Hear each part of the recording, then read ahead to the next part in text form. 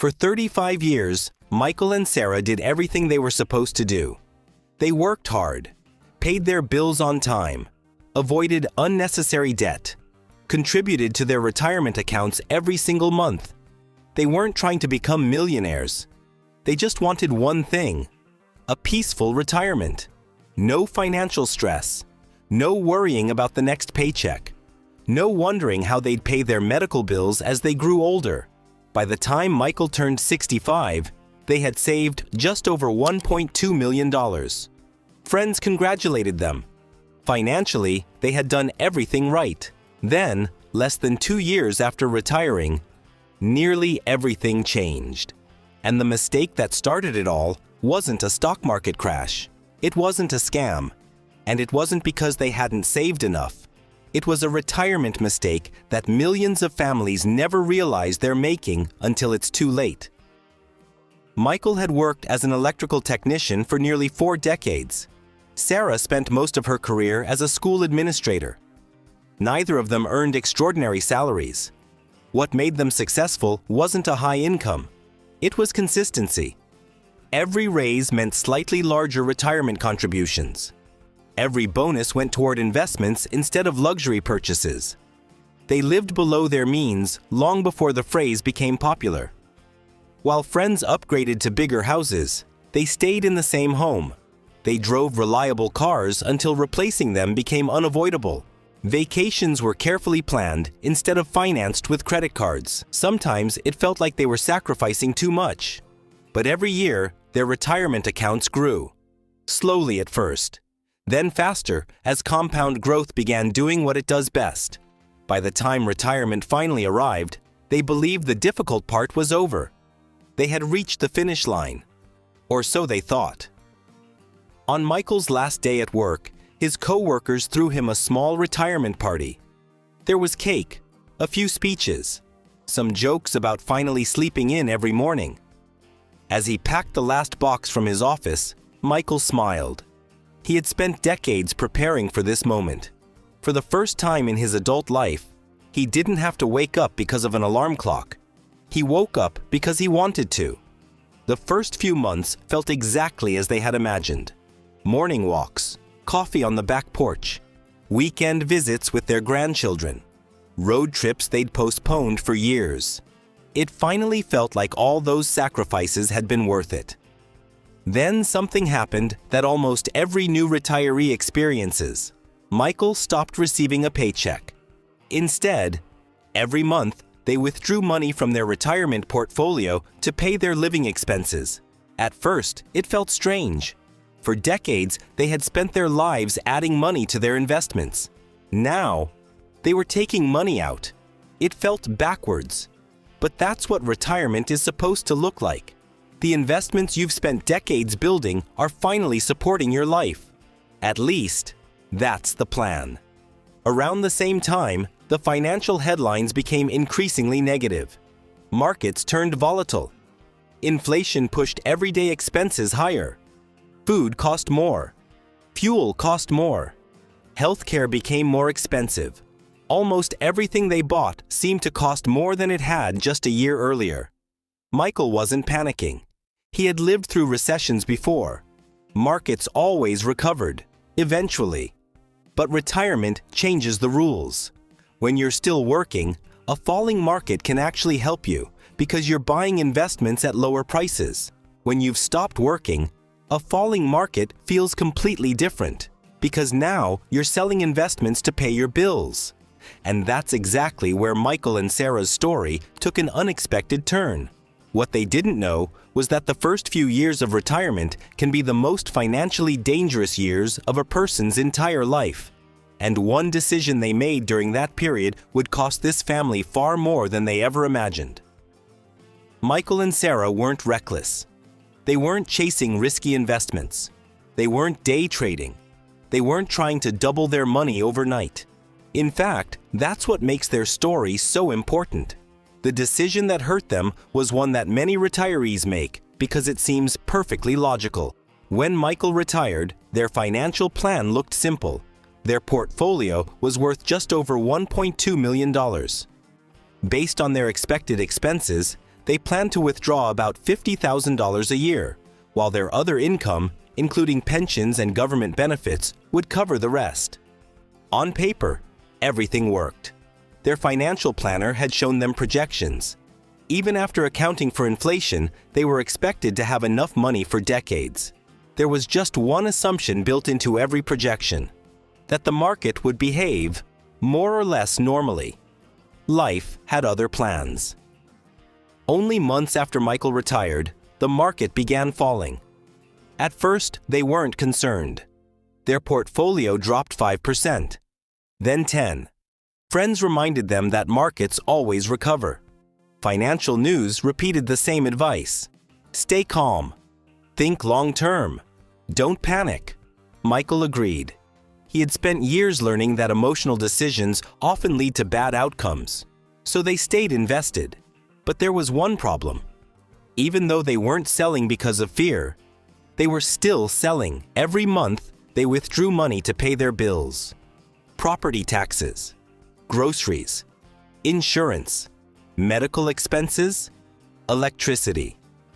Life didn't stop because the market was down, and every withdrawal meant selling investments while prices were falling. At first, the impact didn't seem significant. A few $1,000s here, a few thousand there. But then inflation made everything worse. Their grocery bill increased. Utility bills climbed. Healthcare costs rose faster than they expected. Their planned annual withdrawals slowly became larger. Instead of taking out $50,000, they needed $55,000, then nearly $60,000. Each withdrawal reduced the portfolio, and because the market was already down, there was less money left to recover when prices eventually improved. Michael didn't notice the danger immediately. Most people wouldn't. The account balance still looked large. But beneath the surface, something much more serious was happening. Financial experts have a name for this. It's called sequence of returns risk. It sounds complicated, but the idea is simple. Imagine two retirees. Both average the same annual investment return over 20 years. One experiences strong market growth in the early years of retirement.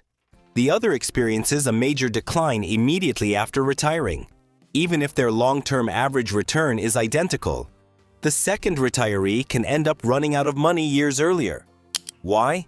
Because they're forced to sell investments when prices are low. Those investments are no longer there to recover when the market eventually rebounds.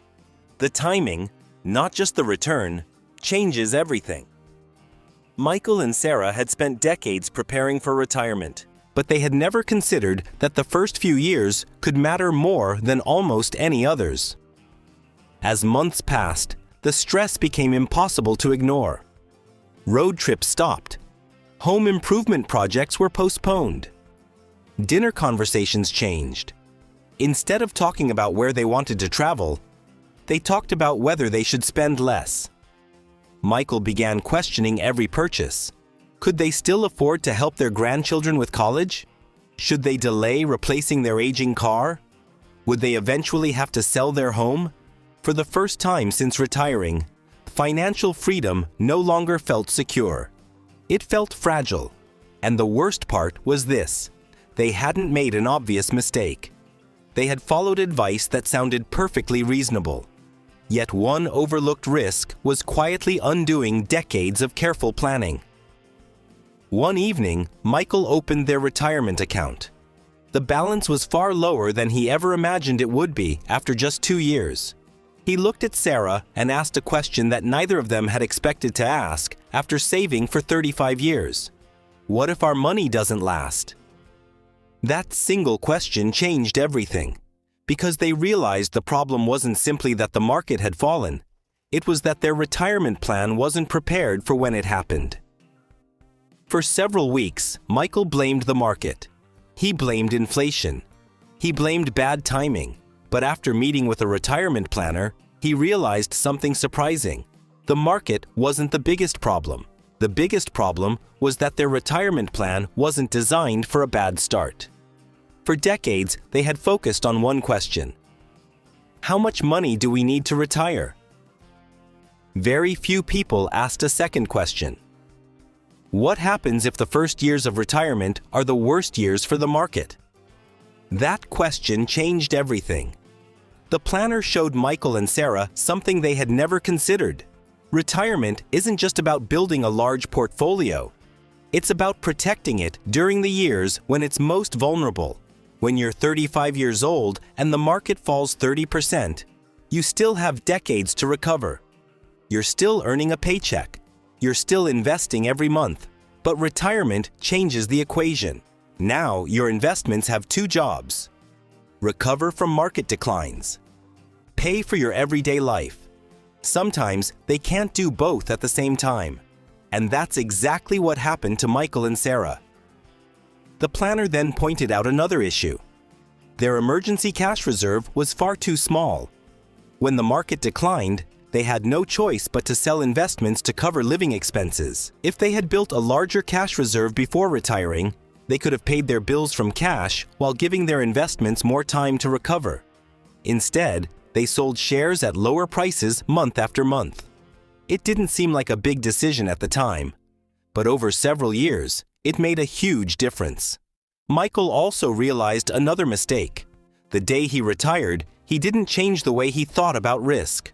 For years, he had invested as someone who was building wealth, but retirement required thinking like someone who was protecting wealth. Those are two very different goals. When you're young, taking more investment risk can make sense because time is on your side. When you're retired, protecting your income becomes just as important as growing your portfolio. Michael had entered a new stage of life, but his investment strategy hadn't fully changed with it. Over the next year, Michael and Sarah made several changes. They reduced unnecessary spending.